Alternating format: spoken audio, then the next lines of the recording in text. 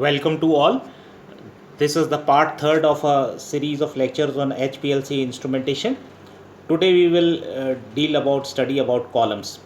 Liquid chromatographic columns are ordinarily constructed from smooth bore stainless steel tubing, although heavy walled glass tubing is also used. The latter is restricted to pressures that are lower than 600 psi. How, However, hundreds of packed columns differing in size and packing are available from several manufacturers. There are two types of columns used. The first is the analytical column. The majority of liquid chromatographic columns range in length from 10 to 30 centimeters. Normally, the columns are straight with added length where needed, being gained by coupling two or more columns together. Coiled columns are also used, although some loss in efficiency accompanies their use. The inside diameter of the liquid columns used is generally 4 to 10 millimeters. The most common particle size of packings is 5 to 10 micrometer.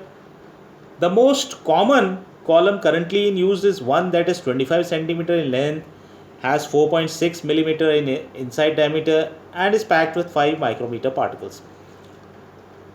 Recently, high-speed, high-performance micro columns with smaller dimensions than those described above are being produced. Such columns have inside diameters ranging from 1 to 4.6 millimeters and packed with particles of size ranging from 3 to 5 micrometers. Their lengths are also as short as 3 to 7.5 centimeters. Such columns have the advantage of speed and minimal solvent consumption.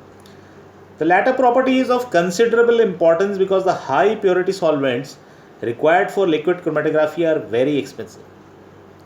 The second type of columns used are the guard columns. Often a short guard column is introduced before the analytical column to increase the life of analytical column by removing particulate matter and contaminants from the solvents. In addition, in liquid-liquid chromatography, the guard column serves to saturate the mobile phase with the stationary phase so that losses of the solvent from the analytical column are minimized. The composition of the guard column should be similar to that of the analytical column. The particle size is, however, usually larger to minimize pressure drop. Columns may also be fitted with water jackets fed from a constant temperature bath to give precise temperature control. Now the packings used are of two basic types: pellicular packings and porous particle packings. The former consists of spherical non-porous glass or polymer beads with typical diameters of 30 to 40 micrometers. A thin porous layer of silica, alumina or an ion exchange resin is deposited on the surface of these beads. For some applications, an additional coating is applied, which consists of a liquid stationary phase that is held in place by adsorption. Alternatively, the beads may be treated chemically to give an organic surface layer.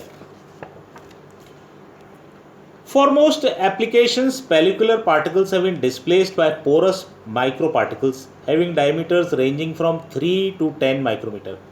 The particles are composed of silica, alumina or an ion exchange resin. Silica is most commonly used.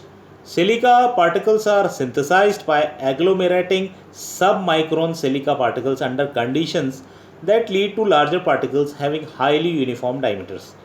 The resulting particles are often coated with thin organic films which are chemically or physically bonded to the surface. Thank you.